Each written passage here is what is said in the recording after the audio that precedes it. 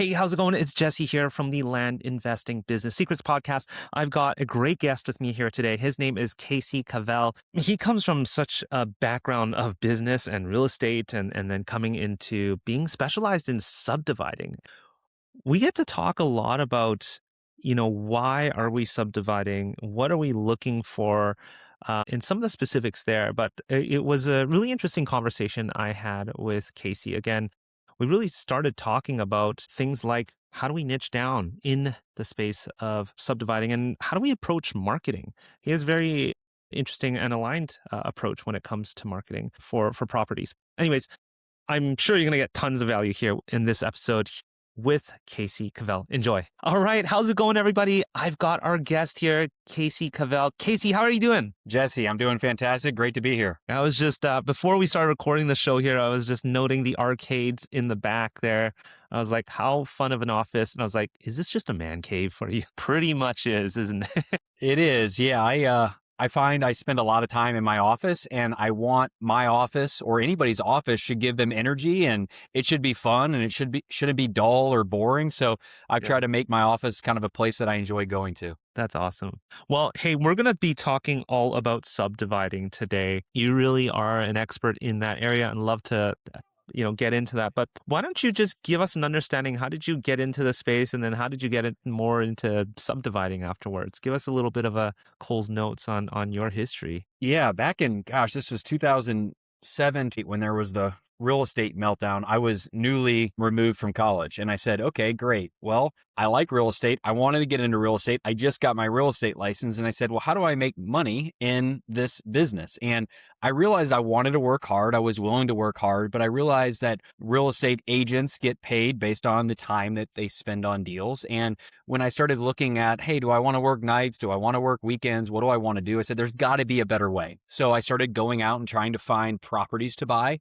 And I almost bought some single family homes, and I asked the lady, I said, hey, why are you selling? And she goes, well, I'm getting into commercial. And I'm like, well, if that's better than this, then why wouldn't I just do commercial? So I started researching commercial real estate and things like that. And for me, I was young 20s. I didn't have a whole lot of experience, but I was willing to surround myself with people that have already been there and done that. And that's what I did. Started reading the books, started going to seminars, started going to academies, boot camps, you name it, and started paying people to teach me what they did and piggybacking on other people's success. And that was my first real estate venture back in the, 2008 to 2015 range, where I started buying self-storage facilities, apartment complex, retail buildings, and I'm a turnaround guy. So I would find something, figure out, okay, how do I make it worth more money? And usually it's improving the operations or figuring out a higher and better use, and did that well and did that successfully for about 7 years, and then exited and started building traditional businesses. And then it wasn't up until a year and a half ago or so that I said, hey, I want to get back into real estate. And I started researching different niches, and I'm like, do I want to do self-storage again? Do I want to get into apartments? What's the real opportunity? And then I kind of came across land and then started researching it and trying to figure out if there's a way, then let's make it happen. That's really interesting. I know you kind of just glazed over it really quickly, but you got into traditional businesses. Is that sort of brick and mortar type of thing, or what are we talking about here? Yeah. So when I sold my storage facilities, we were kind of financially set, and I didn't really have to do a whole lot. And I realized after I sold those businesses, the numbers that were in my bank account were great, but they didn't really fill that void that I ultimately had, because I'm like, okay, great. Now what? So I wanted to build a business, but I also wanted to make a significance. So I said, all right, well, what could I do if I couldn't fail? And it was something around the game of baseball. I'm a baseball guy. I love all sports. And I started a bunch of baseball and softball academies in Atlanta, Georgia, which is where I live now, just north of Atlanta. And I said, okay, well, if there's a way to make money in baseball, okay, great. Let's do that. But also I want to make an impact. So we built a business of 5 different training academies all throughout the Atlanta area. And these were 30, 40,000 square foot complexes all under roof, and 8 different revenue streams and 30 to 40 employees per site. And it was a pretty significant business. And I learned a lot there on how to actually build a business, because I think real estate, it can be just deal based, but that was more business based. And that's where I find a lot of real estate investors, they're deal makers, which is great. You need to be a deal maker, but you also need to learn how to actually create a business to go along with your deals. And there's a whole lot more to that. So when I'm actually working with different partners and things on doing deals, we're not just saying, hey, how do you buy this land and subdivide and sell it? We're like, well, how do you buy it, subdivide, sell it, but also turn that cash into cash flow, reduce taxes? And how do you ultimately get where you ultimately want to go? And for me, Jesse, what I missed early on was everybody's like, hey, you want to become, wealthy or financially independent, but nobody actually said what that actually was. And for me, it's all about cash flow, having enough cash flow to basically take care of your lifestyle. So let's say it costs you $100,000 to live or $200,000 to live to pay off your mortgage and send your kids to school and take care of all what you need. Like that should be the number one goal. And I think a lot of people mix it up. They want wealth, they want cash, but for me, it's about cash flow. And a year and a half ago, I'm like, all right, let's go ahead and do this, but also help other people do the exact same. Okay, well let's talk about that cash flow in the space of land. Is that something possible? How are you? Give us a high level of how we can sort of cash flow on land. Yeah, it's hard, right? I mean, I'm sure there's different models to create a piece of land that doesn't necessarily generate revenue into cash flow. I haven't really gotten there, but where I've gotten is how do I turn a real estate development business focusing on subdividing land, turn that cash and then take that cash and put it into other assets that are built for cash flow. So just for an example, over the last year, we built a $1.9 million net profit business. And I'm like, okay, 1.9 net. Okay, great. There's a lot of taxes involved because it's short-term income and all that kind of stuff. And I'm like, okay, well, there's other assets that you can buy that are in the real estate space that actually save you money on taxes and provide you cash flow. So that's what I started doing. So I started investing in different car washes, different industrial buildings. And we got a couple apartment complexes because apartment complexes produce cash flow. Car washes produce cash flow. Industrial buildings, typically the ones I'm buying, have a really great tenant in there. It's one tenant. It's very simple. They pay you first of the month, every single month, and it's kind of mailbox money. And for me, that's where I wanted to go. I didn't just want to make a couple $1,000,000 in this business and then, okay, we made 2 this year. Let's pay 50% in taxes. Let's turn that 1 and let's make 3. I'm like, well, how do we take that 2, reinvest that into cash flowing assets, save us on taxes? And all of a sudden, if you can get a 15 to 20% return on $1,000,000, there's $150,000 to $200,000 a year in income. And imagine if you're able to build a land business that's able to do that and then turn that into cash flow each year, you're a few years away from probably being financially independent where, hey, if you don't want to work as hard or your kids get older and you want to go travel with them or something happens and you can't work or whatever, like you have the cash flow that's coming in. So I guess the way you're looking at land is it is really a vehicle to get you to where you need to be able to cash flow then. Is that right? That's it. And every time I talk to somebody that's a land investor, I'm like, what's your goal? And they're always telling me, oh, I want to make 100,000 this year. I want to make 200. I want to make 5. But what's your goal? And that's all they really can tell you. Rarely do I see people, Jesse, say, well, my goal is I have a wife, I got 2 kids, or I'm recently married and we want to have a family. And my wife and I want to have 4 kids, or, I'm 45 years old, my kids are in middle school and I really want to enjoy them in high school and I got to pay for college. And okay, in order to do that, this is the amount of money I'm going to need ongoing. And then this is the amount of money I might need in 2 years or 3 years for big upfront experiences or purchases, right? And that's where I start with people. I'm like, what's your number? Because making money is great, but you're like never happy because you're always wanting to make more and more and more. And I was in this room one time and a lot of really successful entrepreneurs, net worths anywhere between on the low end, 5 million on the high end. We had several billionaires in the room and they basically said, all right, everybody write down your number where you're going to be happy, your net worth number. And everybody, like it was pretty much double what they currently had. It didn't matter if you were 10 million or 50 million, 100,000 or 500,000. If you had 10,000 in your bank account, you just wanted 20. So you can never really reach full happiness if you don't really know what the destination is. So for me, it's like, what's the destination? Cash flow. You're now free. You don't have to worry about, okay, the market just went down. Okay, your marketing channels have just slowed down. Well, okay, the deals aren't selling like they used to because you already have the cash flow that's taking care of everything. And now I think for the next 2 to 3 years is the time to really invest in a strategy to make as much as you can to turn that into cash flow because I think things are going to be changing. And I think the deals are ready to be had if you know what type of properties to go after, how to go about it, and you're kind of surrounding yourself with the right people. So let's just talk one more thing about goals here. If you had to tell somebody to think about, a goal, and it's not just, hey, I just want to make a net $1 million. How, if you were to give them a sentence in order to help them frame how to think about a goal, what would that be? There's a question. Dan Sullivan wrote this book, and he talks about the question around, let's say we're meeting here, Jesse, 3 years from now. What has to happen for you to be successful, both personally and financially? What does that look like for you?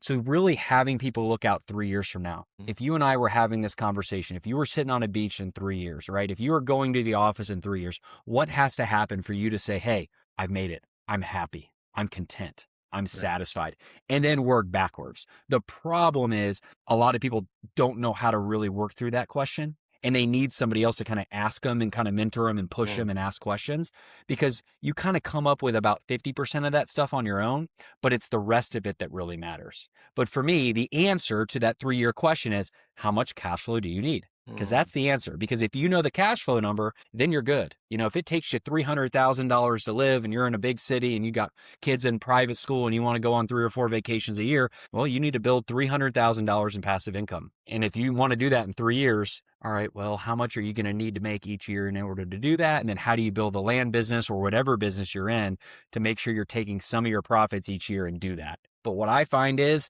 people aren't thinking big enough with their land businesses, and they're not going about and after big enough deals where it's going to be really hard to have enough money to turn into cash flow. Because if you're only making 100,000, 200, 300, you're only putting away 30, 40, $50,000 a year. It's going to take you a lot of time. That's where we have only gone after deals that are going to generate multi 6 figures, because we find that they're easier to do per se, because you're dealing with sellers that probably are a little bit more sophisticated, which is actually kind of nicer actually. And there's not nearly as many people that can pull these things off. So if you surround yourself with the right people, you have the resources, the team around you, going after bigger deals is actually an easier way to get to ultimately where I see most people wanting to go. It's interesting to hear your journey with commercial real estate and how you're improving those properties. I mean, essentially, this sounds like the same play here with what you're doing on the subdividing side. And so you mentioned here that you look for things that'll net you, or properties that net you at least 6 figures. What else do you look for when you're looking for land that you're going to subdivide and basically add value or force appreciation on it? For me, it's just, what's the highest and best use of that land? You have to ask yourself every time that you look at a property, what's its highest and best use? Because you have investors that look at a piece of land, they're like, oh, okay, the county will let me divide it X amount of times and I need X amount of road frontage. And okay, well, I could do that 4 times here and I could put a house here, here, here, and here. Okay, great. But is that truly the highest and best use of that land, right? It could be used for an industrial piece of property. It could be actually rezoned to be commercial. It could actually be a major subdivision. So we do a lot of subdividing that are plat exempt, where we're not having to go through the processes that typically take a long time and could potentially cost a lot of money, because we like making money quickly. However, I would never advise somebody to look at a piece of property and look at it just through one lens. There needs to be multiple lenses that you need to look through a property, because if you don't, you could miss bigger profits and bigger ideas. Now, I recommend everybody has a niche that they focus on, whether it's minor subdivides or major subdivides or whatever it is, but you want to have others around you that are in those niches. So for some reason, if you find a piece of property and you know its highest and best use isn't, hey, it's 50 acres and we're going to divide it into 5 10-acre parcels, right? You could potentially make more by researching it and then referring it out to somebody else in your network, right? Or if it is your niche and the highest and best is something that can be subdivided and quickly sold off, then great. So I think it's just trying to really figure out who's ultimately going to want this land, what are they going to want it for? And then if they want it for that purpose, what would they pay? And ideally, that's more than what you potentially are negotiating at or what the seller wants. Typically, with the kind of properties that you work with, Casey, what are, the typical or the top use cases of the properties you guys work with? Yeah, most for us, because we're really niche in the properties that we're going after, right? We typically are focused on 3 to 5 different counties that we really want to get to know and get to understand. So we Mm. actually know, okay, the north part of the county is more suited for this type of property. The south is this. Okay, properties in the north, what's really in high demand are 5-acre tracts. In the south, it's more 20-acre hunting tracts. So a lot of the stuff we go after is targeted because we already have in our mind before we're marketing the properties what the highest and best use is for those properties. So by the time we get the lead, we already know what that property should be turned into. Where I Mm. find a lot of investors kind of missing it is they get these leads and then they got to work backwards and realize, okay, well, one, what is the highest and best use of this property? Two, what is it actually worth today? Three, what's it going to be worth? Where we're actively helping people that are saying, hey, I want to become an expert in XYZ county, figure out what's in demand, build a list of properties that are in demand. And then when those owners are interested in selling, we already know how we're going to make money. So we're doing a deal right now with the partner that brought me this deal up in Northeast Georgia. I love it because it's an hour and 12 minutes from where I live. I love it. Now, that doesn't mean that we're not partnering on deals. We partnered on one in Arkansas. I never saw the property. However, our partner that brought me that deal lived 2 hours away and was able to get boots on the ground. And they actually had family in that county. So I like people that have some sort of local knowledge or ties to property. But this property up in Northeast Georgia, we know in that county, these 8-acre parcels are really in demand. And we know in that county, you can actually divide off an easement. So you don't have to have road frontage to get parcels. You can actually do a private drive with a 12-foot gravel road, and you can do 8-acre parcels on each side of that. And we have a 55-acre parcel of land, right? And I already know all the agents in that area. I already know the comps. I know what we can do. And I know that if I find a 55-acre property and I can get 7 parcels, that could be a $1.4 million property. If that owner comes to me and says, hey, I want 700,000, I'm like, deal, let's make it happen. Right? Because I already know when I get that lead to come in, what its highest and best use is, what it's going to be worth, and what my development costs are going to be, how long it's going to take me to subdivide it, right? How do I go through the planning and zoning?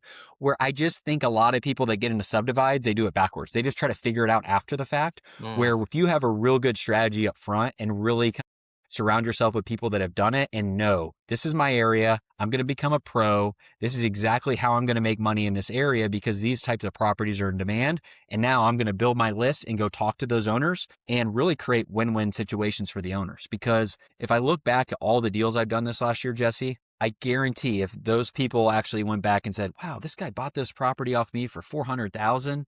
And then he went and sold it 45 days later for $825,000, they'd probably be a little bit like, oh man, why didn't I do that?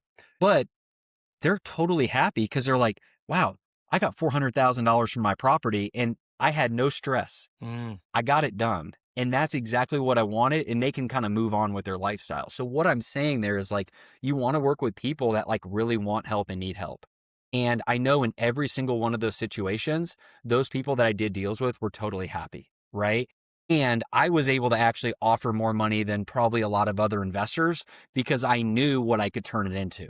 And I think there's a lot of people now that are getting older. They might own a home on 50 acres or just own a piece of land they inherited.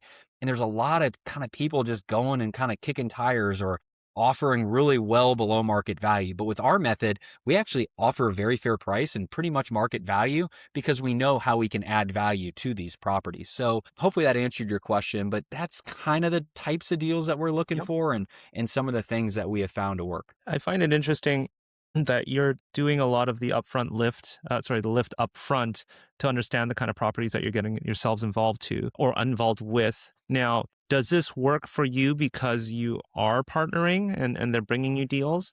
My thought here is like, okay, how do we do this at scale then? For somebody who is sort of working a certain area, how would you recommend them to do the upfront work, and then go market to them? Is there any thoughts on that? Yeah, I mean, I think the word at scale is interesting because it's like, well, what's the goal? Right. Because for me, it's like, who cares about at scale until you have cash flow that's providing all of your income so you don't have to work if you don't want to work. So it's like, okay, well, what's the simplest and easiest way to get there? Like, do you need at scale or are you totally happy building $1 million business and taking half of that and turning that $500,000 to $50,000 a year in cash flow? Right. So it's like, in order to do that with the model that we go after, you really only need to nail probably 3 or 4 deals. So you don't have to go like really wide. You can go really Mm. like niche and deep, then like wide and just go after all kinds of properties in all kinds of areas.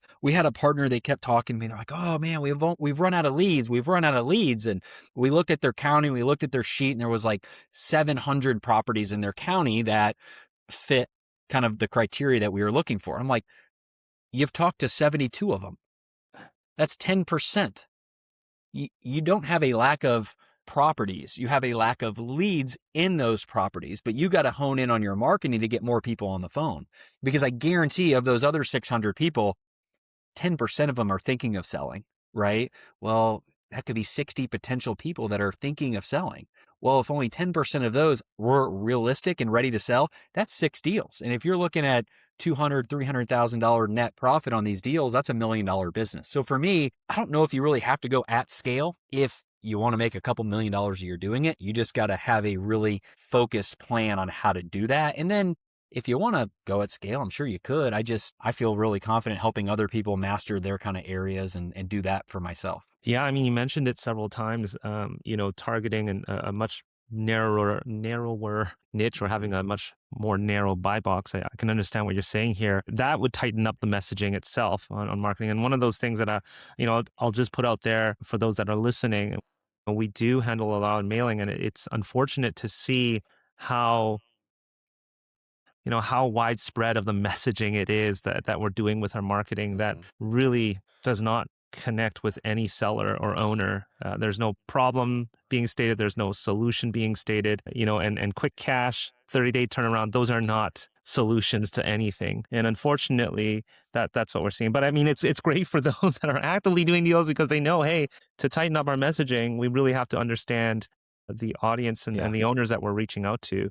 I mean, do you have any thoughts on that, Casey? I mean, that's what we see. And I don't know how often you work on the marketing side. We haven't gotten to the subdividing side of things, but I think a lot of our listeners will be wanting to understand that a little bit more. For me, it's relationship before opportunity. Like all I want is an owner to call me and us to have a conversation. That's it. I don't want to be like, hey, you want to sell your property? Here's your offer, 30 days, all cash or whatever.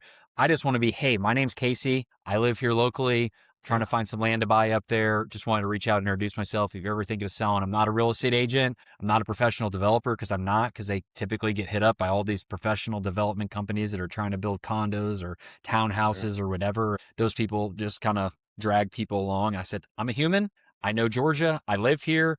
Hey, love to have a conversation with you. And that's it. And I reach out to them and then they call me. And that's all I want. I want a relationship. And the more relationships I get with the people that own the properties I one day want to potentially buy, the better chance I have. So all of our marketing, our text messaging, our letters, our voicemails, like every single thing we do is different than what everybody's doing. As a result, we're able to connect with more people because we stand out. All right. So you're hearing on this episode here with Casey, we're talking about making sure we get the messaging right. We can't just now blast out letters or whatever it is and just say the generic, hey, I'm looking to give you cash for a few, I'll give you cash in 30 days. It's quick cash. None of that stuff really works anymore. In fact, it has probably not worked in a long time.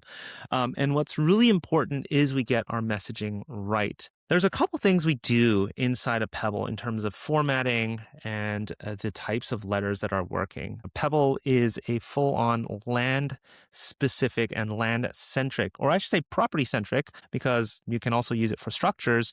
It's a property-centric system and CRM, which really focuses on mailing and really honing in on that messaging. Listen, if you want to learn more about what's working, and I've got some stats on this, like what format and what messaging, how to become an authority, feel free to shoot. You know what? Don't even shoot us an email. Head over to our website, pebblerei.com. There's a book a demo. You're going to come on a call with me, and I'd love to share some of these findings with you. We've been really diving into a lot of our database and using AI to pull out some of these data points. I know these sounds like big words, but it was a huge surprise to me.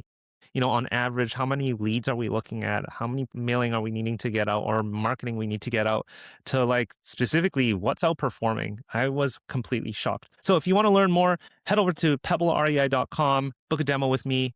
I'm happy to share a little bit more of how we sort of facilitate with that, especially in messaging and mailing inside of Pebble. Anyways, I hope you enjoyed the rest of this episode here with Casey. Yeah. Yeah. And it sounds like it's the same thing here. Crafting a messaging that connects or resonates with the seller. You're showing that you are familiar with the area or you have roots in the area. That's so important. Okay, Mhm. cool. I appreciate that. Let's talk a little bit more here. And we'd love to understand what kind of things you're working on recently. So, are there any recent challenges that you've come across? Give us a project maybe that comes in mind and walk us through, what that was like, what was learning, or maybe you're still in the middle of it with one of the properties. Yeah, I think it's hard. You mentioned operating at scale earlier, and I was even thinking through like, okay, how do I create SOPs for this? It's really hard to do that because every deal is different. Like, yeah, every deal you need a soil test, you need a surveyor, but it's really hard to do that. So for me, it's really hard to figure out, yeah, how do you have a ton of projects going? And we have worked through simplifying our model to, all right, this should, maybe take 90 days to close to get it to close in 60 or something like that. But I think it's just challenging because every deal's unique.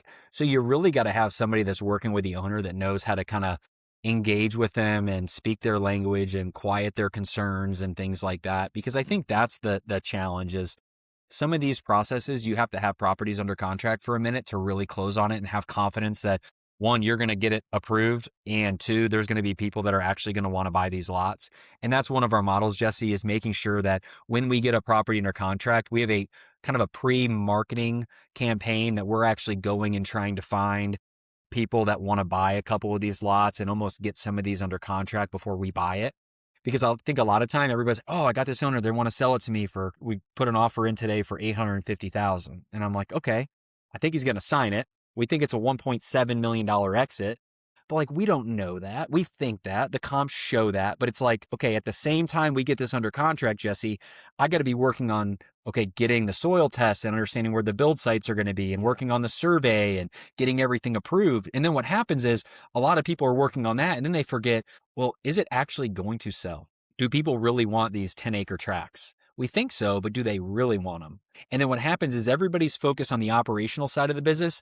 They're forgetting that we actually have to sell these things. So with our model, we're focused, and that's why it kind of works. And that's why I've kind of built out a partnership program, because it's like there's like 6 different things that have to be done really well, like 6 different silos in this business. You got to market to find the deal, you got to sell the deal, and then you got to operationally like subdivide the land, and then you got to potentially market it to somebody else that's going to buy it, and then you got to sell it to them, right? And then you got to reinvest the capital. Like that's a lot.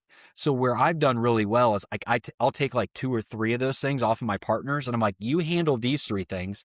I handle these 3 things so we could get deals done quicker, make more money in less time. And I think that's just been the challenge for me is how do I figure out a way to kind of to balance all the different things that are going on.